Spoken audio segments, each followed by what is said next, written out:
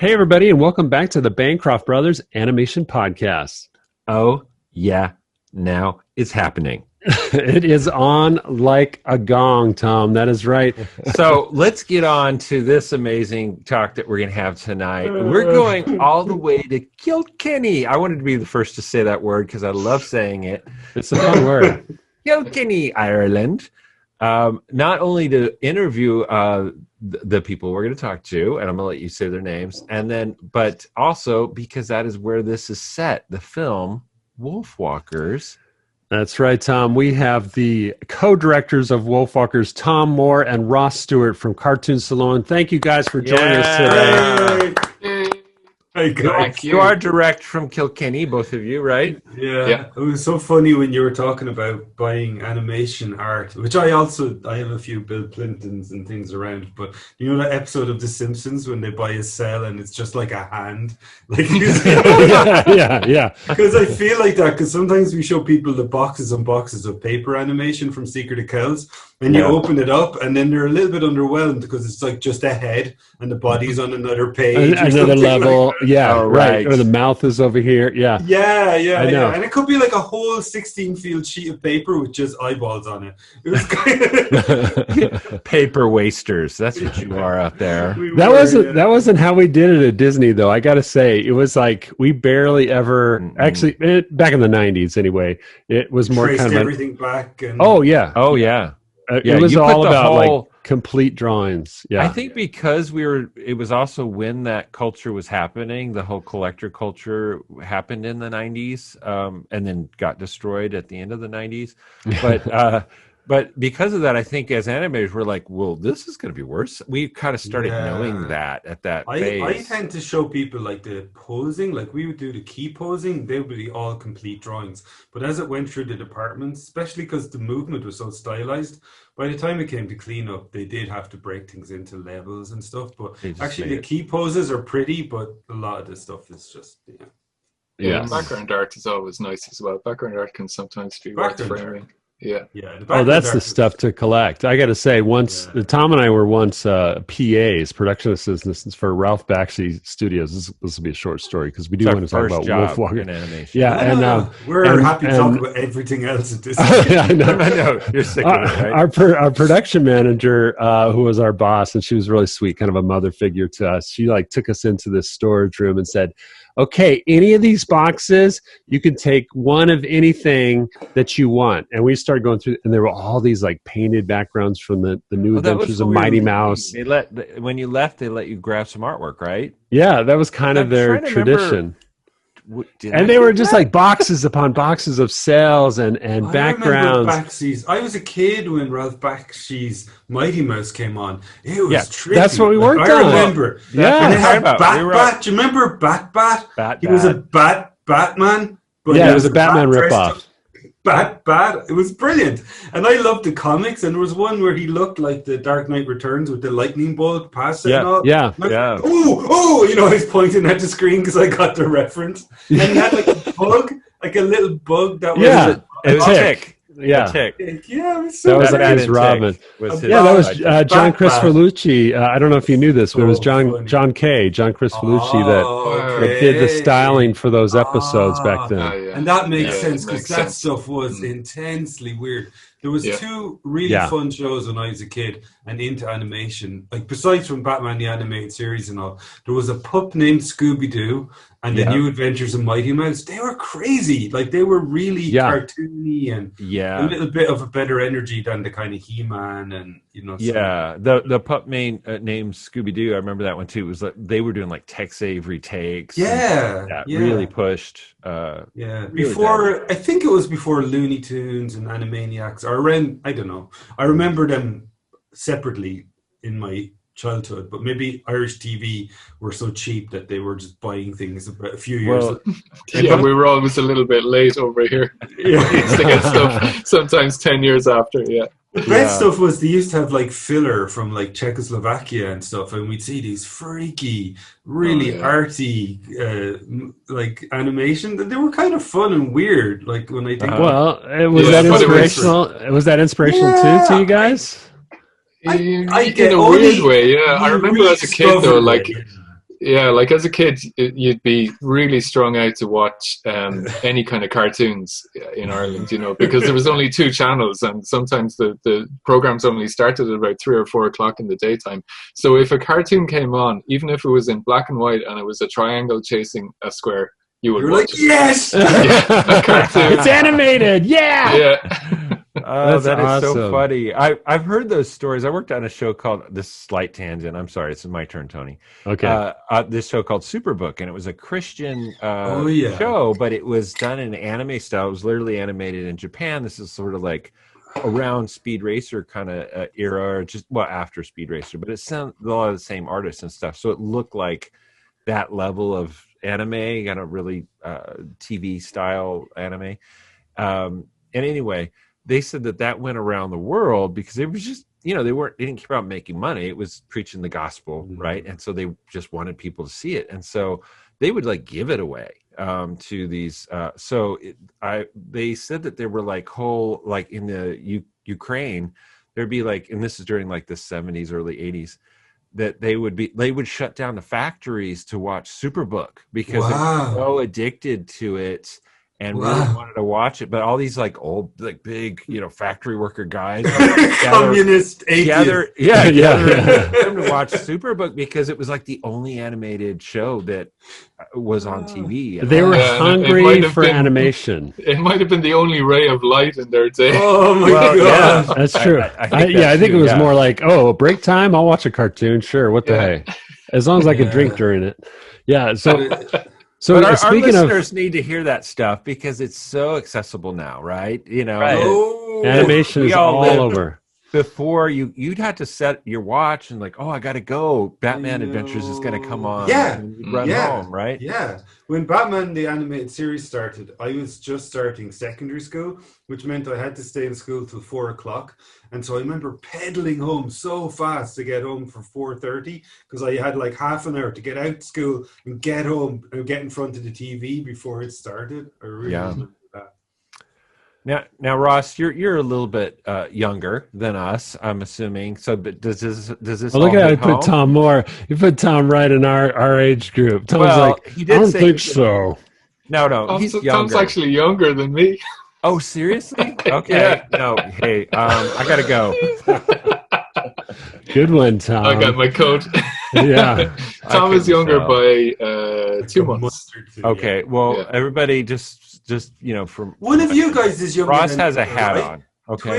Twins always have one person. Well, yeah, sure. Yeah. If we don't come out at the same time, that would physically blow up our hurt. That would hurt somebody. That would really cause some. Yeah, I'm 3 minutes younger than my Tomm. You're the baby. Yeah. I feel like we're gonna have to start calling, you know, Tomm B Tomm or Bancroft Tomm. I don't know. Tom M and Tom B. I'm Tom A. Yeah, you don't want to be Tom B. Tomm Moore has 2 M's, so maybe when you call him Tom, you can go Tomm. Yeah, we'll just hold that M there, Tomm. Tomm to the second power. Okay, so let's talk about WolfWalkers. We got to dig into this. Okay, so absolutely. Tony and I we're blessed. Apple gave us some access to it, so we've already seen it. And so we can talk about it, but of course we can't give spoilers away. We're not going to do that, guys. Yeah, that's true. It's really close to being launched on Apple, and I know it's in theaters in places that are like open, where the cinemas are open in America, like GKs have. Which literally just changed like 2 days ago in California anyway. Theaters they shut down again. Restaurants are shutting down again too. Our COVID numbers are going up from where we sit right now. Not good right now. What about Nashville lockdown? No, not locked down. I think I can safely say most of your listeners will see it on Apple TV Plus. Right? I think you can, For sure. And it'll do well. It's a beautiful film. Oh, I did want to tell you this, Tom. You'll care about this. Locally here in Nashville, we have sort of an art house theater, and it is playing there right now. Oh, that's great. So it's already opened. I have a student, I teach at the college level in animation, and I have at least 1 or 2 students that were like, we got to go see it. They just love Cartoon Saloon. Basically anything you guys do. And so, I know that a group of them have already gone and seen it. So I didn't even know that. Well, let's start there. Cartoon Saloon. You guys have been around for a while. Tom, I know you're one of the founding members, founders of Cartoon Saloon. Ross, when did you get involved with Cartoon Saloon, and how did this union come together between you two crazy guys? We were in college together. Tom and myself ended up doing the final year in college. We went to secondary school. We've known each other since we were 11, but we were in the final year in college. Oh, wow. And Tom and Paul Young, they had been working under the moniker Cartoon Saloon, just doing freelance gigs, and then they had the idea to set up a company. So they persuaded a couple of us in the final year in college to come down to Kilkenny and work with them when they set it up. So we were kind of there from the very beginning, and the very beginning, it was pretty meager beginnings. We started up in some rooms in an old orphanage under the Young Irish Filmmakers, and I think we had one computer at the time. Yeah, we'd our computer, and we bought Jimmy Murakami's desks as he was. The Don Bluth studio and the Jimmy Murakami studio were closing down. Well, Don Bluth was going to Phoenix. Yeah. And we bought and they all just shook their heads as we took the stuff away. Did they? They're setting up a hand-drawn, like the desk you have behind you there, Tony. We had a room of those desks. And Ross and I had been in Young Irish Filmmakers together and had mucked around with very rudimentary animation in Young Irish Filmmakers, unlike the Amiga, whatever it was in the 90s. So Ross and I have known each other and been trying to make comics and animation together since, as Ross said, we were 11 or 12. Yeah, but at the very start of Cartoon Saloon, it was really more or less set up to make Secret of Kells, but we didn't, I think, realize how long it would take to get the funding together and that. So in the years that it did take, we were doing things like e-cards and illustrations and all kinds of stuff. Okay, well, to pay the bills. And that answers Tony's question. So you've been there from the beginning, it sounds like. He's like number 2. Yeah. Oh, that's great. I took a few years out here and there, just to go traveling and to paint, and worked on Paranorman and did freelance work and stuff like that. But I was always drawn back. It was like a magnet. Meaning you actually left Ireland too during that time? Yeah. Okay. Yeah, I was over in Glasgow for a bit, and then I was over in Leica in Portland for a bit, and just traveled around. Not moved permanently or anything like that. It was really just short. I guess you could say you're like a tumbleweed, Ross. Yeah, or the littlest hobo, maybe. Yeah. I went off to help people and solve crimes, and we don't say hobo anymore. Let's be political. Yeah. No, they do in Ireland. It's okay. No, I guess they do. Anyway, so it sounds like have that TV show of the little dog, the dog called the Littlest Hobo. No, maybe it was Canadian. I think it was a Canadian show. Yeah, down the road. That was another show that was on RTE because it must have been cheap, and it was about 20 years later. Was it it was a very appealing, made the hobo life look good? Yeah, he was like a stray German shepherd. And he would get into adventures. DeForest Kelly Bones from Star Trek, who was a philosopher hobo. He'd been a philosophy professor, but he became like a wandering hobo. And he and Littlest Hobo traveled the railroads. There's like a wistfulness when you recount this story of I still think of huge parts of our childhood. And every time I go on my holidays, I sing that tune. It's like, down the road, that's where I'll always be. It does sound good. All your listeners, I encourage you to go and seek out the theme tune after this show. Yeah, awesome. We do have one or two that are in Canada, so I have a feeling they know it. Too young, well, here's the funny thing: we're getting off on tangents all over the place. But in the U.S., we had a couple children's shows that were about animals. There was one about a big bear, Big Ben, I think it was called. Gentle Ben. Gentle Ben. We had that too. You had that too? Live action. Yeah, with the little kid here with loads of freckles and then like blue eyes. Yeah. And then we also had one, this is really weird, called Flipper, and it was about a dolphin. Do you guys remember Flipper? I do. Yeah, we had that. Flipper. They put a little thing in the water. Yeah. They call him Flipper. Now wait, Flipper. That's right. We also, which one was in the Florida Everglades with the speedboat, the big fan boat? Yeah. Was that Gentle Ben? You couldn't have a bear out there. You guys that must have been Flipper. Did you guys see? I think it was Flipper. Skippy, I don't think would have gotten to. It was a these kangaroo. States, but it was the Australian version of Flipper. Skippy. Oh my God! The bush kangaroo. Tom, why do you remember all these songs? This is so weird. They're taking up all the free space in my brain. Yeah, you need to get a RAM upgrade. Important information. Yeah. So how many of the songs in WolfWalkers did you sing? I have a feeling like Ross couldn't keep that. I am famous for being corny. Like when we're like, Ross is a true musician. He plays traditional Irish music, and I'm like, I need a tune I can whistle to, and I'm always like while I'm whittling. I do say that though. It's terrible, but that's for me. It's like, oh, now I got the theme. I can whistle it. You know. Well, you know when we were recording Aurora, we had to flip a coin to see if we were going to keep Tom's original take on Running with the Wolves or else go with Aurora. They were both so fantastic. Oh, were they? Yeah, I bet. I hear some sarcasm there. So Ross, I was going to ask you, like, what's your differences in directing style or personalities? But I think I'm getting that. I think Ross is the serious artist, and Tomm Moore just wants to have fun. He's whistling theme tunes. Now, Tom, do I sense, is it burnout that's made you so giddy, or is it just truly your personality? Zoom meetings? Yeah. Oh, I don't know. Yeah, we've done a lot of these, and I've just taken to having fun with them. And when it's old friends like you guys, I think I relax a little bit. So. Yeah, good. That's good. Well, last time we were on a Zoom call, and it was actually for an expo. You were drinking alcohol. It was heavy. You were down in some beers, I think. Or what do you call them there? Late in the evening at that. Pints. You had a pint in front of you. Unfortunately, I'm just on orange soda. So that's okay. It's early in the evening. Yeah. So let's go back for the audience here. let's WolfWalkers. WolfWalkers. It happens in Kilkenny. It is such an Irish feel to it. I know Irish legend and folk tales are ingrained in you guys in a lot of ways. I don't know if that's something that are you brought up with that, or is this something that you guys just have a particular interest in at Cartoon Saloon and that you dig deep into your own history? Is that something that people on the street, do they know these legends? Are they into it as you guys are?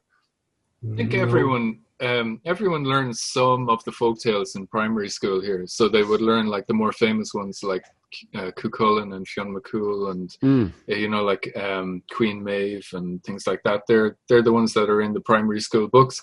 But then there's so many others, like there's compendiums, and they're collected from all different parts of the country, and some of them are really local. Like the Wolf People of Ossory is a very localized folktale, which is the one that WolfWalkers is based on. Mm-hmm. So outside of Kilkenny, you wouldn't find probably hardly anyone except academics that might know it. But I think it's something that Tom and myself have always been interested in. Yeah, for me it became a little bit of a manifesto around the time of Song of the Sea that I didn't think these stories were being remembered.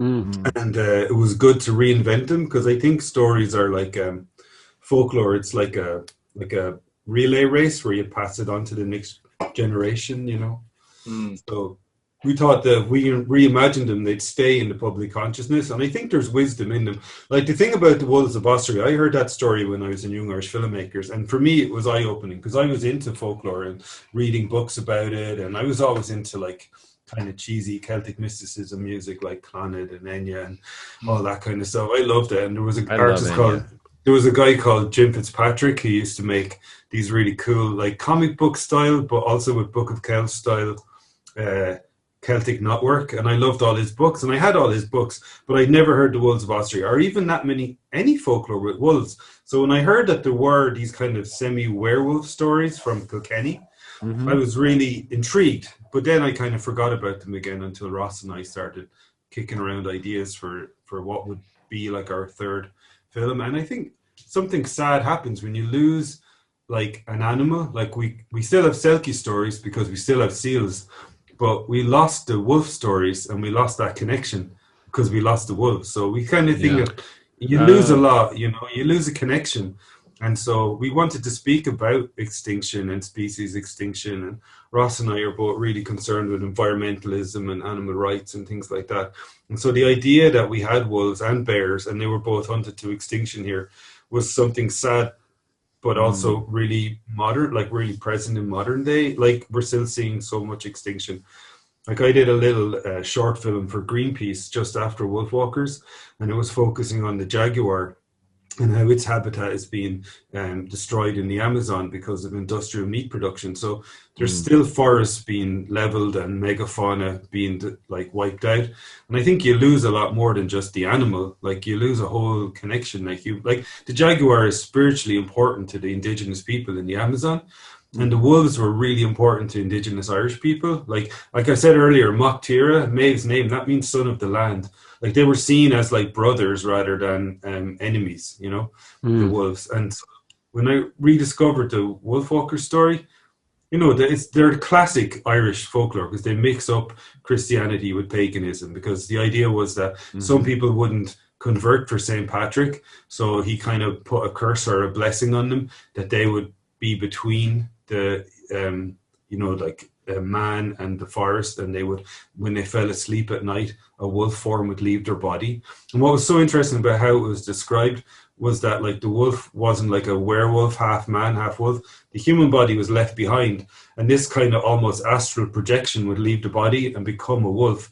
And anything that happened to the wolf could happen to the body asleep back at home. So we were like, oh, that's not like werewolves, because werewolves are all about like the bestiality inside man, as if it was a bad thing. Right. It was always about like the monstrous beast we shouldn't let out. Where this was a little bit more about that connection. It was like a shared experience between flesh and animal, right? Yeah, exactly. Yeah. I dig that about it. And I just wanted to comment too, real quick, and this is going to be a slight tangent again, but I've always loved the Irish folklore. And there was a time after I finished Mulan that I was in development at Disney. And you're going to love this because it just really speaks to Tony. That, and it speaks to, you know, the commercialism of Disney. But also it applauds the fact that you guys, true Irishmen, are creating your own, you know, bringing forth your own history. And I love that because, you know, I've ruined, sabotaged, you know, the Chinese culture in many ways with Mulan. And then I turned my attention to Ireland right after that. And I actually, you mentioned Finn McCool, Ross Stewart. And I had done some research and I really fell in love with Finn McCool. And I pitched this idea of doing a feature right after Mulan. And I've never really told this story before. But I've pitched this story to then the big VP of development. And I said, oh, it's about this giant and all this kind of stuff. And I'm telling him all about the story. And I'm really excited. And Disney hadn't done anything like this before. And I said, we can really open up a whole new, you know, land and environment, a whole new world with Ireland. And the accents will be phenomenal and all this kind of stuff. We'll get actors that are, you know, really Irish. And I was... You weren't thinking about getting Tom Cruise to do his Irish accent? No. I don't know. I thought that would be a far away reference. Yeah, we walked the line there, Ross, of you know, offensiveness. Ross, anyway, you get on Tom Cruise. I love that man. So the executive looked at me and he said, "Oh no, this is well before Brave or any of that at Pixar." Right. And he just looked at me and said, "No. Irish folktales, you have to be drunken in a pub to understand them. They only make sense if you're intoxicated." And so that was his line. Possibly. Now I know who that possibly was. True, possibly incredibly offensive. But well, one of the things I found, like I've read so many books of Irish folktales, and they have amazing beginnings and amazing middles, and then the end Yeah. is sometimes rubbish. Well, it's like somebody called time in the pub and they were like, "Oh, that's it, we have to finish." That's right. You Wrap know it what? up. But in fairness, I do want to say this. That's kind of true if you look back at the Grimm stories, the Anderson, Hans Christian Andersen. Like everybody Terrible just dies at the end. Like it's a horrible death. Sad That Little endings. Mermaid. Yeah. Yeah. And so I get that 100%. I do think you're right. Like the concept is super high concept. And then they just go, and then everybody died at the end. And it was grim, and nobody learned anything from it. But WolfWalkers, there's a few really surreal endings too, where like they'll just go, and then he turned into a fox and ran off and lived in the woods. Oh yeah, we did like, that. But that has school. nothing. I That has remember nothing to do with the story. when we were in school, we had to do that in Irish language class. There was a story like that, and the last line about this woman who turned into a fox was. No, a fox a farmer was chasing. And then the last line was, and he was walking down the street in Dublin, and a beautiful girl with ginger hair walked by, and that was probably the fox. We're like, what? Why? Like, what's that got to do with it? and it's probably the fox. It's like, they're not even going to tell you that that's the end of the story. Yeah, yeah. It was just like, But she had red hair. Come on. Yeah, there you go. It was Now, foxy. I do want to say this because, like, in the world we live in now, the Marvel movie universes and stuff like that, and the theories that you hear about the Disney films about Ariel was actually a part of Tangled and Frozen, and they all relate. Obviously, I think I know the answer to this, but do you see that Secret of Kells and Song of the Sea and WolfWalkers, that this is actually a world that these people would have maybe known each other, all the characters? Is there any of that in your head? That's big geek stuff. I love that question. Yeah. I know, mean, but like, are they all that happening around the same time? What I love is that now there's fans online and they can talk to each other and they can build these theories, but we don't, like, they're spiritually kind of connected and they explore similar themes, and obviously the designs are similar. They're all evolving one from the other, and we put in little Easter eggs. Like when we made Secret of Kells, we just wanted to get a movie made. We didn't think we'd ever get to make another one. Right. But in Song of the Sea, we have little Easter eggs. I think the cat is in there or something. And then in WolfWalkers, we did little Easter eggs. But it's just for fun. It's not like we don't have a big, grand Tolkien-like kind of. Do you have that is one of the Easter eggs, like the ball from Toy Story? Is that in WolfWalkers? No. Or these your little No, Easter we eggs. don't put Easter eggs from other people's Do universes. that next film. Yeah. There's no A113 anywhere in WolfWalkers. No, tell us. If you look very closely during the attack, Buzz Lightyear flies in, just in the background, lands on a tree, and then I thought I saw But that. he has a wolf tail, so you don't see it. Right. No, but since you Buzz brought that- Lightyear, but transformed into a wolf.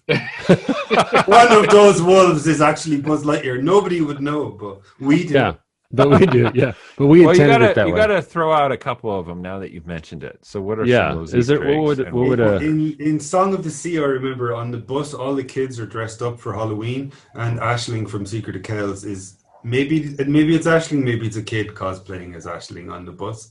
And in WolfWalkers, for example, the cat is somewhere in one of the Pangar Bon. The cat from Secret of Kells is somewhere, and the Eye of Crom, the little crystal that Brendan was looking for, is in one of the objects that like Maeve just throws away as she's going through Robin's pockets. And it's like in Secret of Kells, we had one moment Brother Aiden is behind the altar and he's throwing all these objects towards the camera, and one of them is like punched paper, like with the like little things that you like throw animation in. paper, Animation paper, yeah. So just little things that only a few people will notice, but we don't do it to suggest that this is all one big universe, but you let I like the fans interpreting it themselves. And what's really fun is we've had it, like, we're in the business so long now, like we've had people come and work with us who say they grew up loving Secret of Kells or something, which makes you feel really old. But what's lovely is they've often developed in their own head stories for the characters and relationships and stuff that we never. It's kind of fun. So I want to go back to the beginnings of WolfWalkers. It sounds like, because you made a couple references, was it the two of you that were starting to develop this? So I'm thinking it was just the two. Was it that small of a group at the very beginning? And so Tom, maybe you're doing drawings and Ross is doing paintings. And was it like that? Was it a tiny, not only for a story but also the concept artwork at the beginning? Yeah, Tom himself had a little tiny room in Cartoon Saloon that we more or less made into the WolfWalkers development room, and we would have Skype calls with Will Collins, the script writer, and we would hash out ideas, and we'd be drawing characters and all the animators working on Breadwinner outside the door. Like, hear us laughing and be like, "What are they doing in there?" Yeah, we used to. I want to work on that film. It sounds fun. Yeah, but also because the Breadwinner tackled some serious subjects. We'd be there like drawing some poor oppressed kid in Afghanistan. And there'd be like a burqa in the corner, and there'd be a constant reminder that like we are just taking the utter mick, like in that room. We wouldn't realize how loud we were laughing and stuff. The animators would sometimes put on a burqa for reference and like walk up and down and think about what was happening in the Breadwinner, and then me and Ross would be like, and then she turns into a wolf. She goes grrr. So that's why everyone says WolfWalkers is so serious and dark, but for us, by comparison, even though it is comparison to the Breadwinner, we thought we were making this like lighthearted rom-com or something. Well, and I can speak to that too, because you're right, there are some, there's like religious oppression, and there's very, social status things going on there. Obviously, abuse of animals and things like that. But here's the light. This is for the audience listening. Oh my gosh, I got to congratulate you guys on not only great casting. I mean, the voice talent was incredible, but those two girls that are the center of this story, Robin and Maeve, who actually plays the Wolfwalker, and their connection, they were so real and so gettable, and that's fun. I don't know. I feel like I could talk about them the whole time because they were such a light in this story and drove it. I mean, you love these characters and you got really sucked up into it. And I will say, we were talking about Irish folklore not having endings. This has a phenomenal ending to it too. That really kind of everything comes together. I'm not going to go. It really builds, but it really comes together in such a great way too. With this relationship of these two girls. Can you talk a little bit about where they came from? Was there always two girls at the center of this story? No, originally Robin was a boy in her first few years of developing. And it just made much more sense for a little kid who wants to be a hunter in a Puritan world. If a boy said, "I want to be a hunter," they'd go, "All right, off you go." It would have been a very short film. It made much more sense for Robin to be a girl, and obviously she stopped from doing all these things that she wants to do because of her status. Like, women had no agency back in those times. They were almost seen as property of men to a large extent, So then once we changed Robin into a little girl, the whole voyage of friendship between these two girls took off. Robin could see her counterpart in Maeve, like her equal, and the life that Maeve was leading was so free and so energetic, and everything that her life was not, So it really kind of opened up a whole level of possibilities. It was great. The casting of the two girls, I think the relationship that you talk about, a lot of that came from the acting.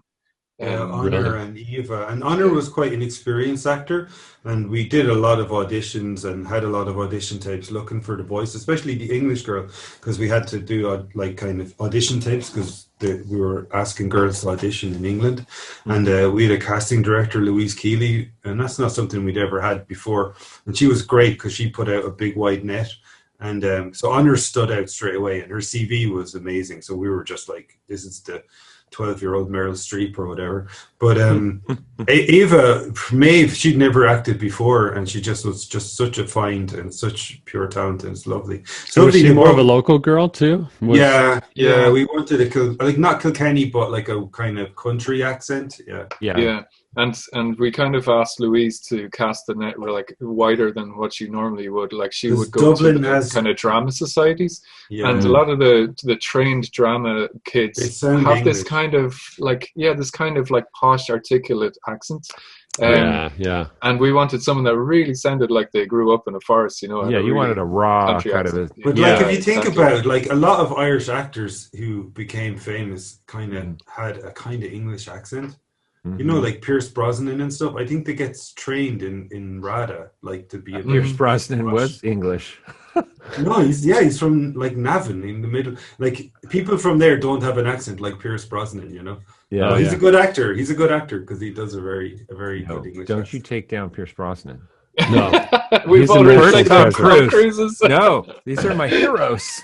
But I like Pierce Brosnan. Speaking of heroes, you guys also got to work with Sean Bean, and I've seen him in U.S. films forever and ever. He's always been a really big star and an intense personality in his performances. And talking about accent, that Northern English accent, he's kind of made it the sound of a good, down-to-earth father. I'm not going to great voice. I go on, Every Tom. time he says something, you want to hear it. He's kind of got that Morgan Freeman or whatever magic that is. Yeah, it is a magic. Listening. Yeah, and I totally connected with him as this loving, gentle but harsh father too. You know, he played it all well. Just to name drop, I remember we were on the same kind of track with Song of the Sea as Pete Docter, and he was doing Inside Out. And I remember telling him the basic idea for WolfWalkers, and he said that the father will be hard to cast because you immediately dislike a hunter. You know, like a hunter character, and he was going to be the antagonist. Even if he's not the villain, he's kind of the antagonist because he's the one holding Robin back. So we kind of knew we needed Sean Bean. We were pretty relieved because he was in our head the whole time. We knew we had to have that right. And people associate him with like Ned Stark and Boromir from Lord of the Rings and stuff. So we knew that we'd get a lot of buy-in if like people would have a bit of sympathy for him, even though he's pretty horrible to Robin for a long time. But he also has this lovely like gentleness to his voice, you know, like and even in a lot of his roles, he can be this big, deep, commanding, like giving orders type of person. But he also he has a lovely kind of softness. And you get to hear that. Yeah. In WolfWalkers, you get to see both sides, and it's so great to see that any character that has that change from being this to softening, and you get that in almost every character in this film. And speaking of contrast, we were on we had you on a podcast that we did, a live thing, Tom, where we talked about 2D animation, the future of 2D animation. I'm thinking that was for Lightbox when we did that. Yes. And it was an online thing and the whole thing. And we had a great discussion about WolfWalkers. 2D animation lives supremely at Cartoon Saloon. We know that. You guys have a passion for it. We love you for that. The audience loves you for that.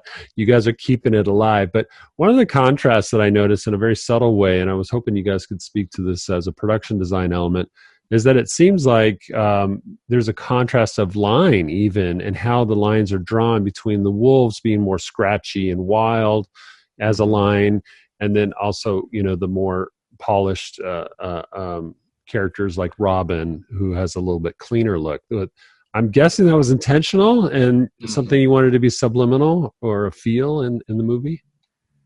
Yeah, we had kind of experimented a little bit in that expressive line in shorts, and also in the segment of The Prophet that Tom and myself directed too, where the characters start off in a very rigid, clean line, and then by the end of the animation, they're in a very lively, scratchy line. And we always used to love the line work in like older Disney films like 101 Dalmatians and Jungle Book, where you really get to see these lovely pencil strokes that are there, and sometimes you get to see the construction drawings underneath through the Xerox process. And we kind of wanted to use the fact that we have these lovely drawings in the rough animation stage and allow some of them to make it to final screen, rather than get erased and cleaned up and like shoved to one side. We thought we could embrace that and use it to express this inner life, this freedom and this liveliness that Maeve and all the wolfwalkers and the wolves inhabit. Basically, any creature that lives in the forest is going to have a lively line, and any of the oppressed people that live in the town are going to have a very clean, austere, kind of rigid line. Exactly. Yeah. And different styles of animation too. Like we had a lot more of that kind of snappy pose to pose, but kind of restricted movement. Like the soldiers are almost like clockwork, and Lord Protector always wears armor, so he's kind of stiff and stuff. Whereas Maeve, and we tried to use lots of blurs and smears and lots of like multiples and stuff to show that the Maeve and the wolves, like the wolves, all come together into one big kind of scratchy line mass and become like liquid kind of. So, like a wave. Yeah, when they run together as a pack. It's really interesting how you did that. Yeah, right. Yeah, and it ties into the whole visual language of the film too, and that like everything about the town is as geometric as possible and very squared off and horizontals and verticals and geometric pattern, and then the compositions and the design sense in the forest is all based on curves.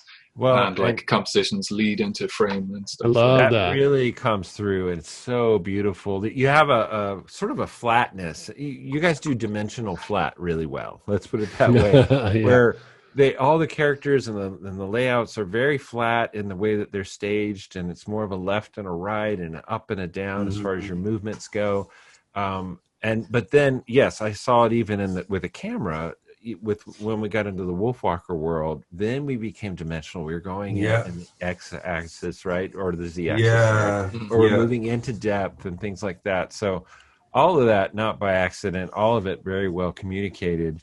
I want to talk about the backgrounds too, because when we go into the forest world especially, but throughout, the use of color in this was so next level. And I'm saying that to the people that did Song in the Sea and Secret of Kells, which also have amazing color. Should I be blaming this on Ross? I feel like I am. Is this on you, Ross? No. I think, where's the genius here? Come on. No, you're a painter. Yeah, but Tomm also paints. And it's not as well. No, we did a great team. We did an amazing team. Our color background supervisor is also an amazing artist himself. And then concept artists who help set the environments and set the tone. We had amazing color script artists. So I think it's a huge collaborative effort for that. But really, like, the idea with the color was to keep, again, in fitting with the line work, is to keep the color in the forest very impressionistic and very lively and loose, and not fitting in so rigidly in between the lines. So it meant that the painters who were painting the color backgrounds could be very, very loose in their strokes, and I think that gives it this energy and freedom. So maybe let's that get helps. a little technical there. You said strokes, and I felt like the backgrounds looked kind of like watercolor style. Were they traditional? Were these traditional, or was this digital? Yeah. Like it's depending on the backgrounds.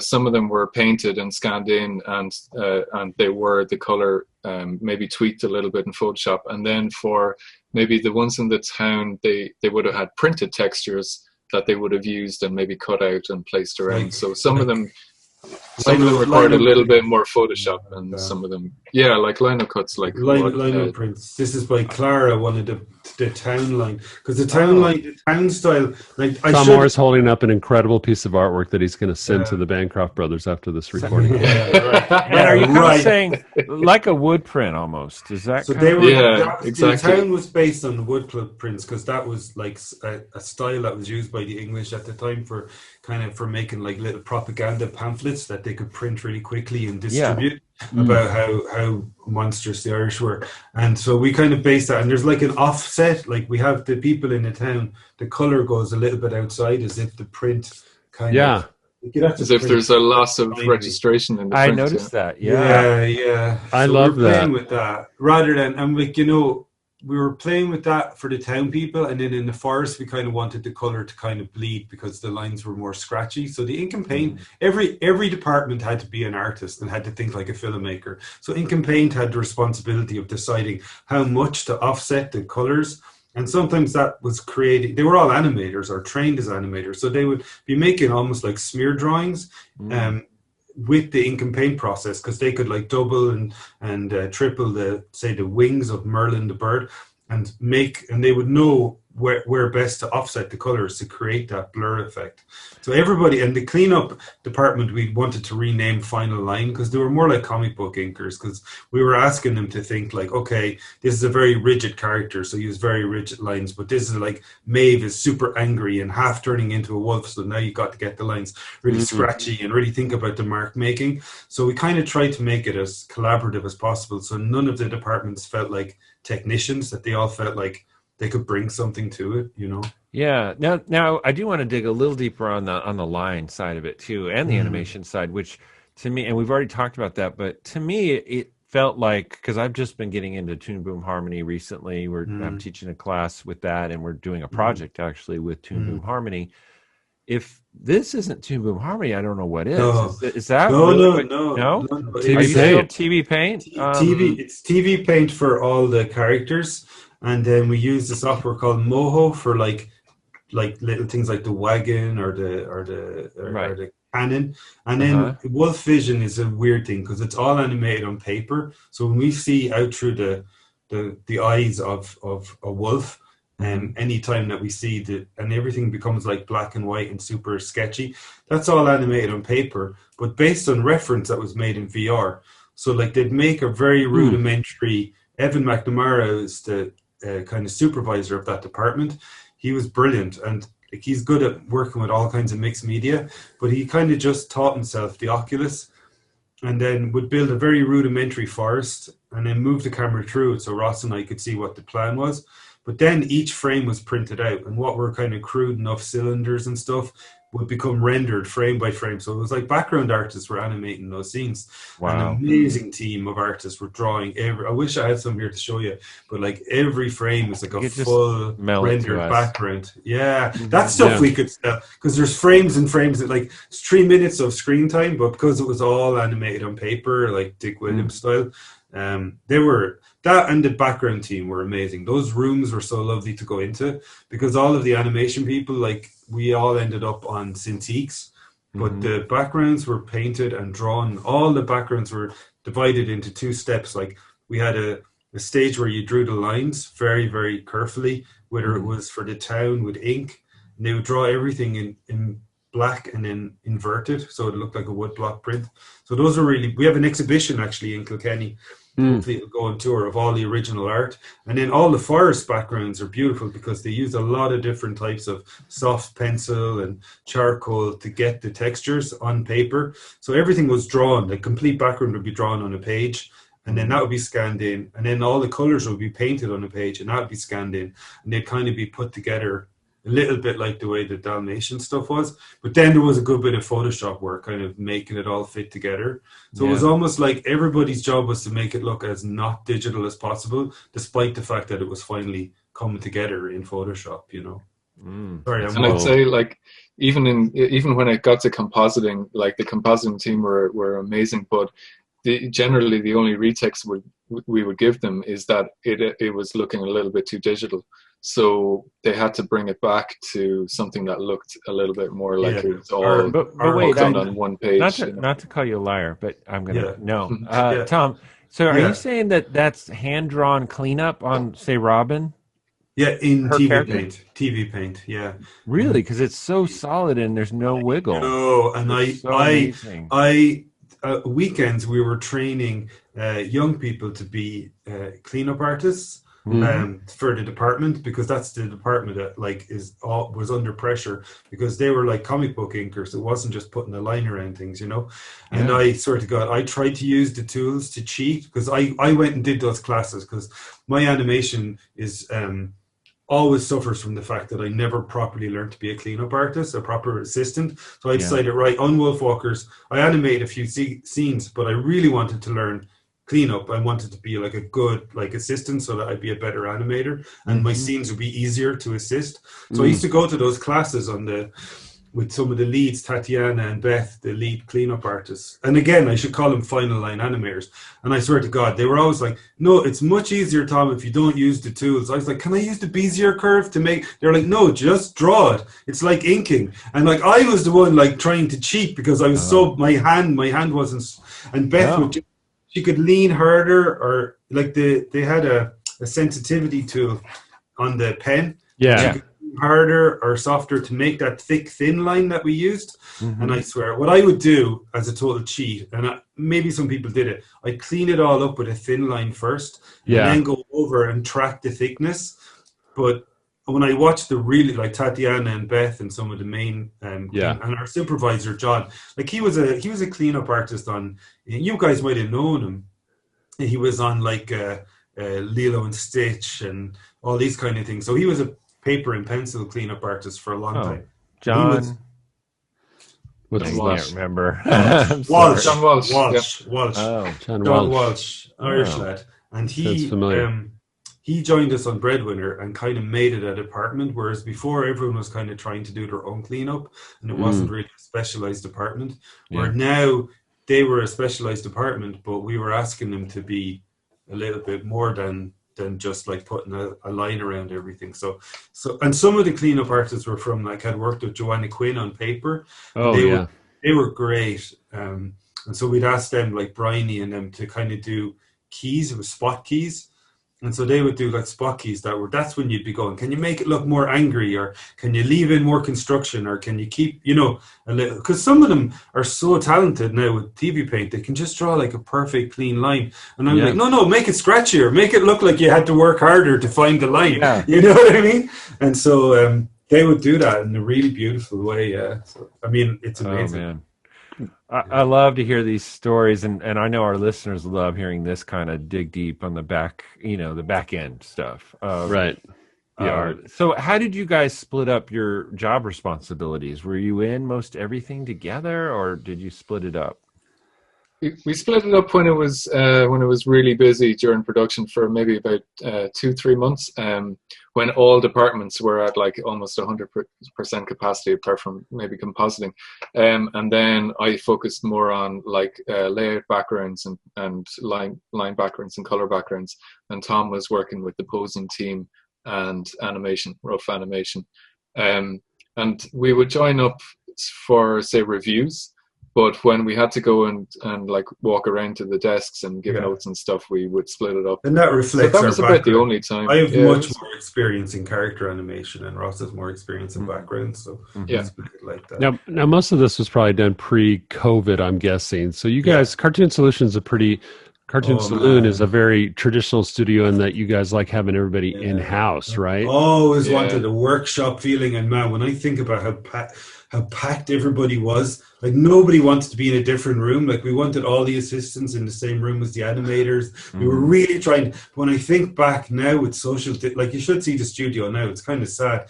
Everybody that's in the studio, most of us work from home, but everyone that's in the studio is like really far apart. Yards apart, right. A glass screen between them. And if they want to look at the other person's monitor, they're wearing a mask, and it's so not saloony. Like we always insisted that people come here and work in the studio. And how big was the crew? How big did you get pre-COVID? We did have a team. I don't know what. We had a team in France and Luxembourg as well, which I shouldn't leave out, who did fantastic work, and we'd worked with them on previous. They were co-producers on previous productions, and they did some fantastic work too. So between all of us, I don't know, and just in the visual side of it, it's about 200 people, I guess. Wow! But then you could start adding in, musicians and sound design, and it would be hard to say. But it wasn't like super big. I think we had about 15 character animators, and about the same in France and a little bit more in Luxembourg, and then a huge amount by comparison of assistants, like maybe double that in assistants. On the cleanup or final line, right? Yeah. Where do you find talent like that in Kilkenny? I mean, you guys are a very small little... I mentioned the training. There was a lot of training. Yeah. A lot of people come, and everyone wants to be a character designer and a concept artist, right? Exactly. So, it's true everywhere. Yeah. So we had a lot of training for, and John has done a great job of bringing up that final line team. Like he's kind of made that a department that has some pride in itself, because I think it had layout and cleanup basically had become these neglected departments that nobody wanted to do. So we've been trying to keep those alive and have people take a lot of pride in being a layout artist or a cleanup artist or ink and paint artist. Yeah, and you know what? I blame Disney for that, because we basically shut down all the 2D production, right? And DreamWorks too. It's not just Disney. But here in the U.S., that's what happened, right? And then we basically told all the cleanup people, by the way, your jobs don't exist anymore, right? Like a 2D animator, you're going to have a hard time from here on out, but basically cleanup's dead. And that is what they've been sold, and I'm sure it's there too. And like you end up then with kids who've got good show reels, but they don't know how to make a chart for the next person in the team. You know, that whole the craft of dividing the hand drawn. But I wanted to tell a little funny anecdote that Mark Mullery, I don't know if I told you guys this before, but when we started production and we were trying to hire, Klaus was in production, and Calamity Jane was in production in Paris, and we couldn't get hand drawn animators. And I was like, God damn it, I thought 2D animation was dead. And like, and Mark Mullery said, you only have yourselves to blame, Tom. So you just waited too long. Most of us retired. That's the problem. Yeah, I know. And we did. And the thing is, COVID has been interesting because now we've had to move away. Like we finished the movie, like COVID just came in at the very end, so all the compositing was done under COVID. There was a little bit of cleanup and effects animation still happening in Luxembourg and a little bit in Kilkenny, but it was really the last weeks of it. So it mostly affected the sound and the music and the compositing, and even the music was mostly in the can. So it was just Aurora's song that we recorded remotely. But since then, I mean, My Father's Dragon is working in a completely different way than we've ever done before, and it's a bigger project even than WolfWalkers. But the problem is, we kind of talk a lot. Well, everyone's at home; they might as well be anywhere. But part of our financing, and a good chunk of our financing, almost a third of it, comes from Irish tax incentives and grants from the film board and stuff. Sure, that's meaning they have to live there. Yeah. So that's a real challenge that under COVID, to try and explain to people, you have to come to Kilkenny and live in a rented house and never meet your co-workers to work on this movie. It's a pretty grim situation. Right. Wow. You got to pay Irish taxes. COVID has pay Irish taxes. Yeah. COVID has affected the social side of things way more. I mean, like since lockdown has happened, we've had people join other productions here in Cartoon Saloon and then leave, and they send an email saying like, oh, it was really great to be here, bye. And you're like, I never even got to meet this person. I don't know what they look like, because everyone is so separated and everyone is just, stuck within their little teams or stuck at home. You guys have really created a family situation there. That's what I'm always envious when I hear about Cartoon Saloon. You have to come There's over. all these, I mean, you guys have your own little lore, I think, that's kind of erupted around your studio. For us on the outside, we all look at it and go, wow, what's it like over there at Cartoon Saloon? That's so and Tom, fun. I'm going to throw this at Tom. I mean, I have a student that is, he's in Nashville here, and by the way, he has applied. I've mentioned him to you before.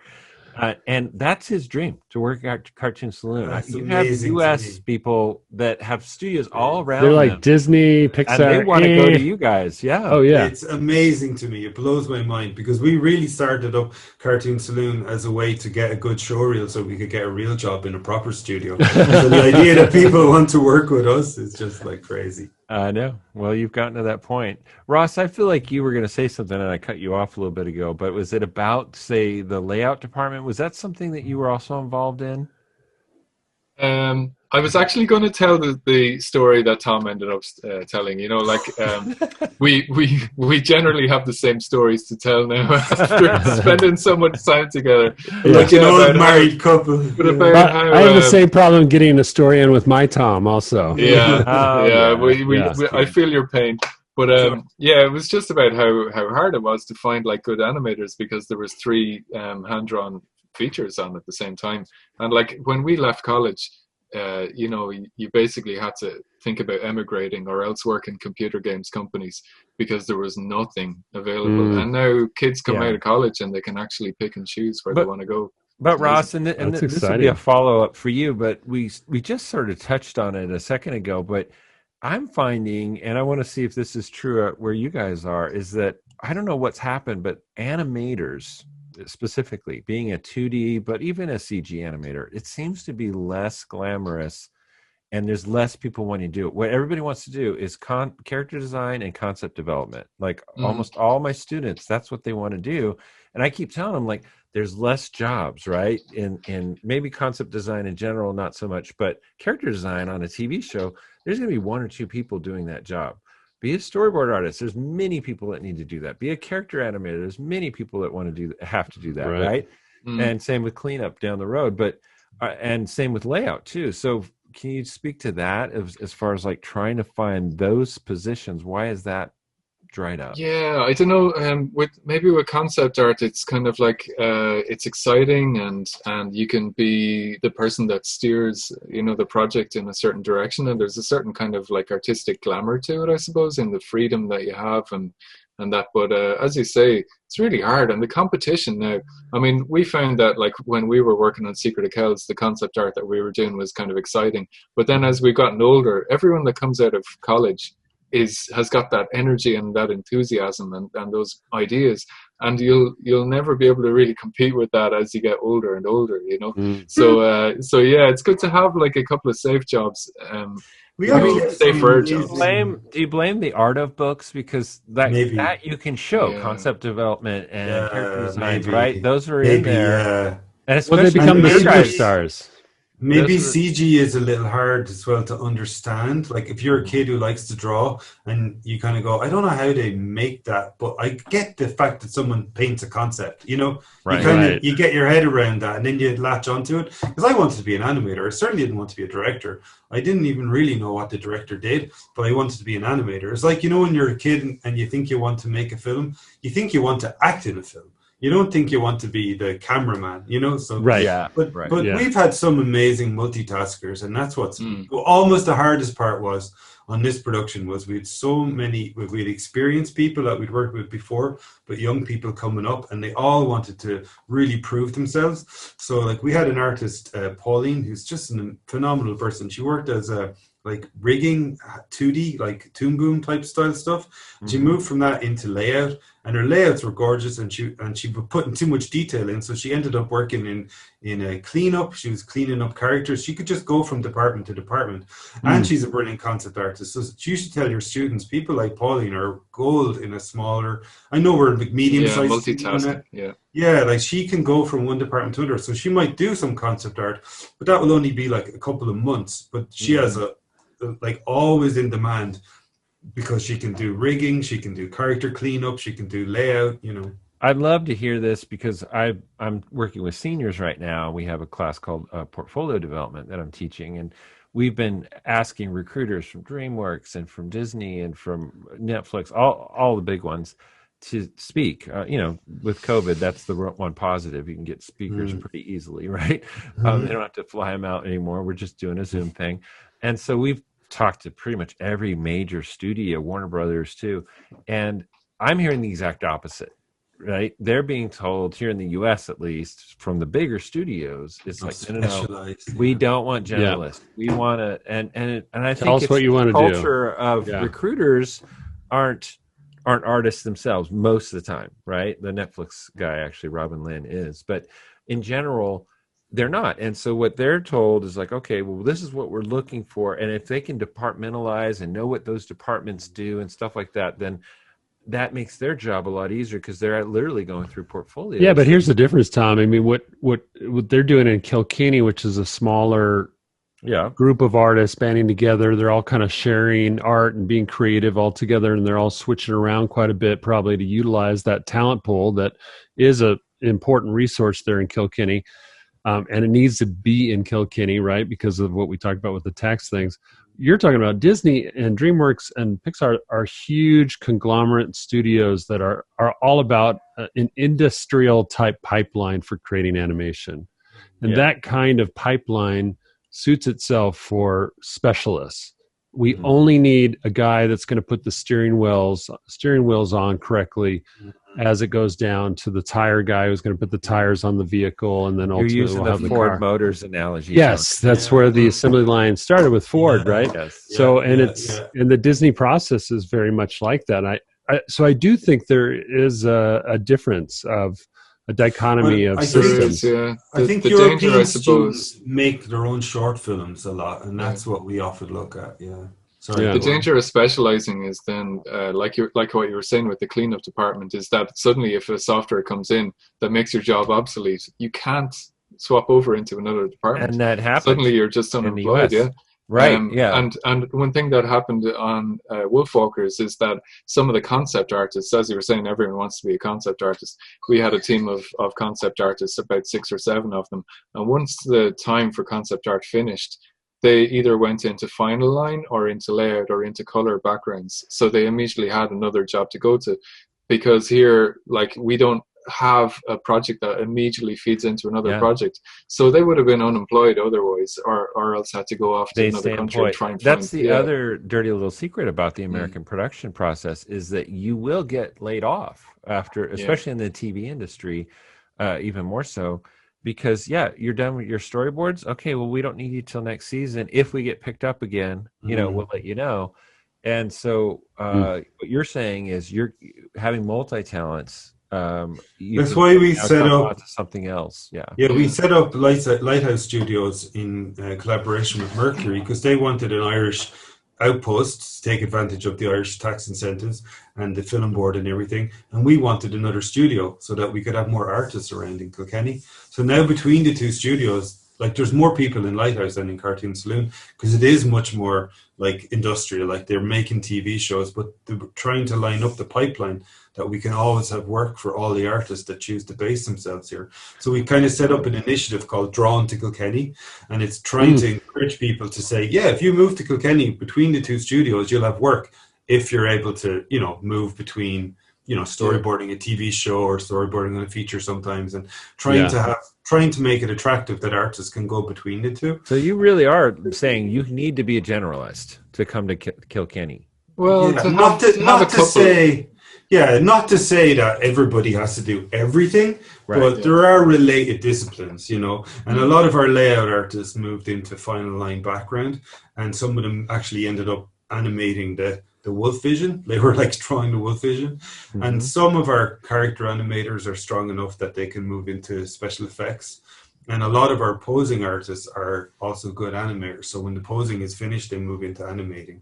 So we do have that kind of flow. But we're also coming up against a wall with software. Lighthouse have to use Toon Boom out of necessity, for shows are set up to be Toon Boom in Canada and the US.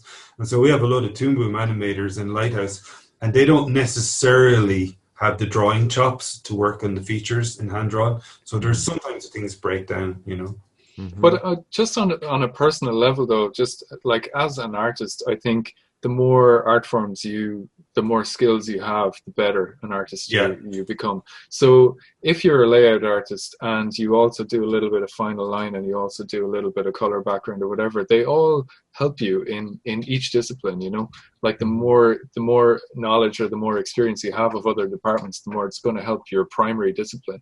So that's why I think like specializing can be a little bit of a gamble. You might not get the experience or learn what's important for other departments.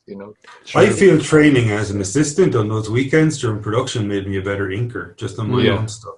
So.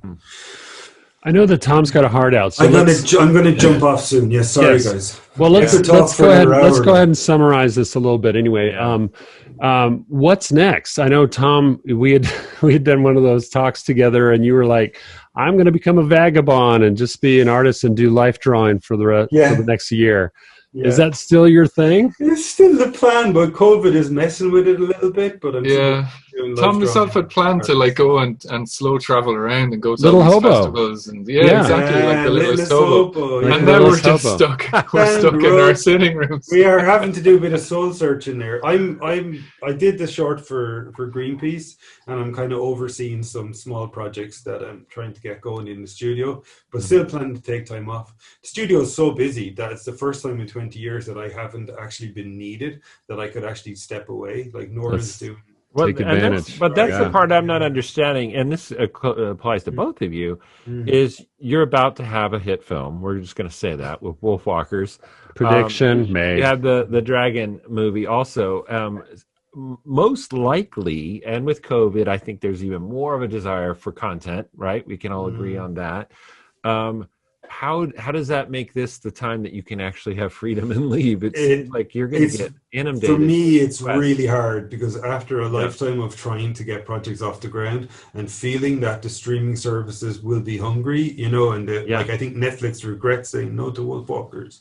You know, I feel like Apple might talk to us if we had another idea, and I'm just trying to, for my own like mental health, take a break before I dive into something else. But it's a really interesting time, and I'm like I was saying to Ross the other day, I feel like Louise Bagnall, for example, who has a feature coming down the pipe, she'll probably get the advantage of WolfWalkers being well received because probably her feature will get. So it'll probably be Nora's feature, then Louise's, and then who knows, maybe Ross or I might have a chance to get another one off the ground. Well, and that's the part I don't really know, but like, what is the pipeline of announced things coming from Cartoon Saloon? There's the Puffin, I can tell you the ones, there's stuff that's in production we're not allowed to talk about yet. Like there's a big action adventure series that I would say is pretty much feature quality for Apple that we're doing.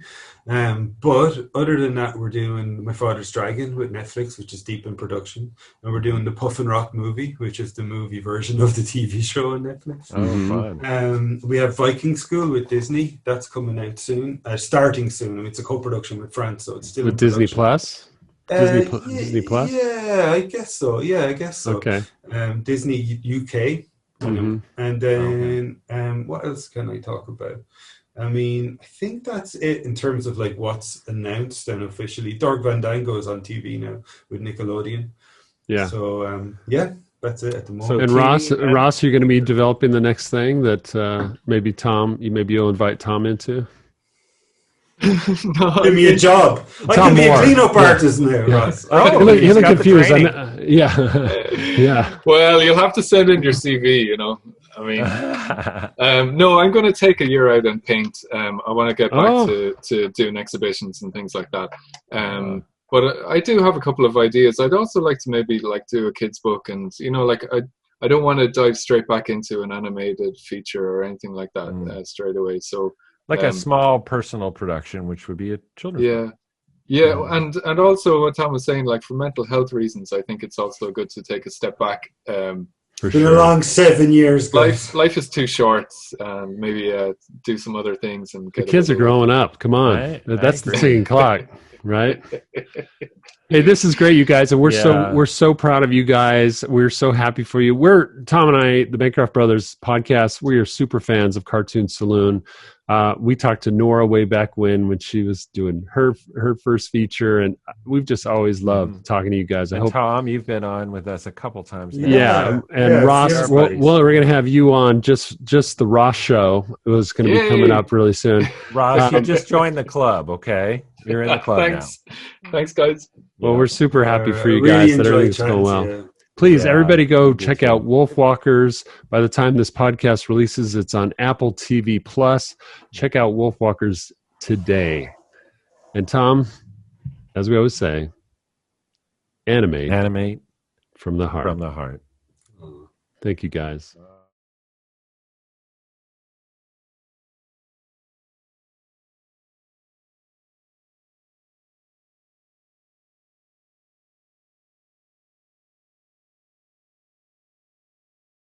Be sure to subscribe to the Pencilish Studios YouTube channel.